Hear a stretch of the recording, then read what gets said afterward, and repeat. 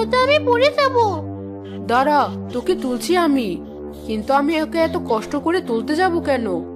ও বেঁচে থাকলে আমারই তো ক্ষতি, মরে গেলেই লাভ। এ কি মা, আপনি আমার হাত ছেড়ে দিচ্ছেন কেন? অনেক অত্যাচার সহ্য করেছি তোর, আর না। মা! পড়েছে কুয়োর ভেতর, এখন কুয়োটা ঢেকে রাখতে হবে, কেউ যেন টের না পায়।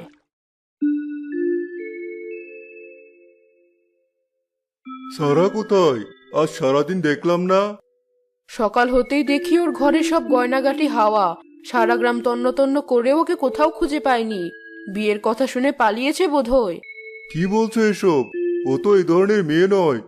আমার কথা বিশ্বাস না হলে তুমি নিজের চোখেই দেখে এসো।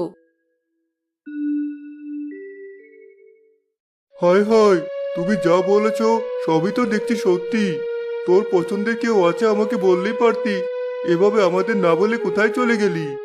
তুমি মন খারাপ করো না। যে মেয়ে আমাদের মুখে চুনকালি মেরে পালিয়ে গেছে, তাকে নিয়ে তো ভাবার কি আছে? আমাদের তো আরো একটা মেয়ে আছে, এখন ওকে নিয়ে ভাবো। ঠিক বলেছ। আর শোনো, বাতাসে গাছের ডালপালা পড়ে আমাদের কুয়োটা বন্ধ হয়ে গেছে। পাশের বাড়ির কুয়ো থেকে কদিন পানি আনতে হবে। ঠিক আছে। মা, বাবা, হেমা, কেউ আমাকে বাঁচাও। আমি আর পারছি না। তুমি আমার হাত এভাবে ছেড়ে দিতে পারলে? আমি কাউকে ছাড়বো না। হেমা, তোকে বলেছি না কুয়োটার কাছে না যেতে? আমি তো এমনি একটু দেখছিলাম কুয়োটার কি হলো। কেমন যেন একটা বাজে গন্ধ আসছে ভেতর থেকে। বলিস কি? কুয়োটা আরো ভালোভাবে ঢেকে রাখতে হবে। সর দেখি।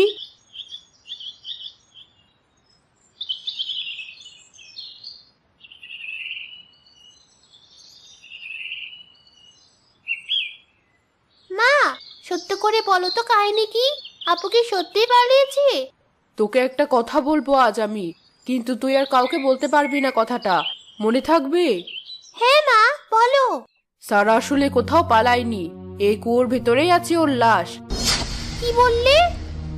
আস্তে, মানুষজন তোর কথা শুনে ফেলবে। ঘরে চল, সব বলছি।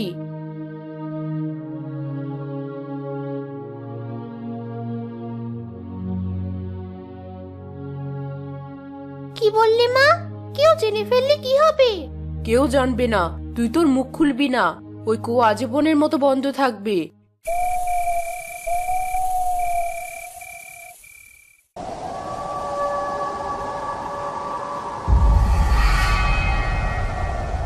হেমা, আমার কাছে আয়। দেখ তোর জন্য কি নিয়ে এসেছি। এত রাতে আপু ডাকছে কেন আমায়?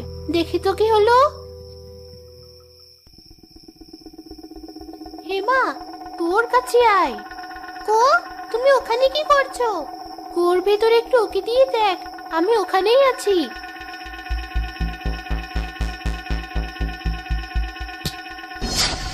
এ কি?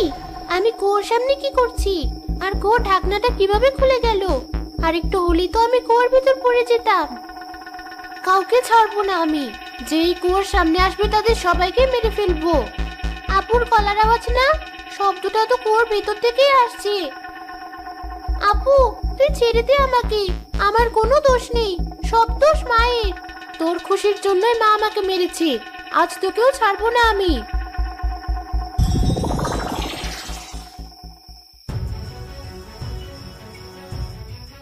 কে কোথায় আছো? বাঁচাও আমাকে।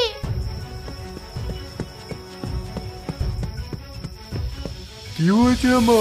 তুই একা একা কুয়াশারে দাঁড়িয়ে চিৎকার করছিস কেন? আমি একা না, এই দেখো কুয়োর ভেতর থেকে সারা আপু আমার হাত ধরে টানছে। এসব কি বলছিস হেমা? তোর আশেপাশে তো কেউ নেই। তোকে বললাম কুয়ো থেকে দূরে থাকতে, আর তুই এই কুয়োর আশেপাশেই ঘুরছিস। আমি সত্যি বলছি মা। এখনই ঘরে চল আমার সাথে।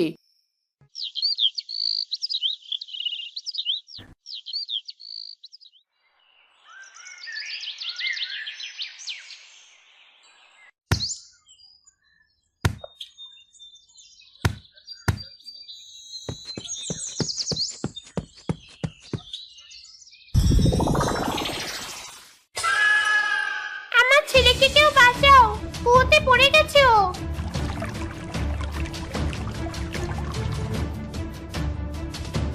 না, ওই কুয়োতে যাবে না কেউ। এসব কি বলছো তুমি? আপনার মাথা খারাপ? একটা ছেলে কত পড়ে গেছে আর আপনি এসব বলছেন? সরুন, বের করতে দিন ওকে। এই তুই যা, ভেতর থেকে ছেলেটাকে উঠিয়ে আন।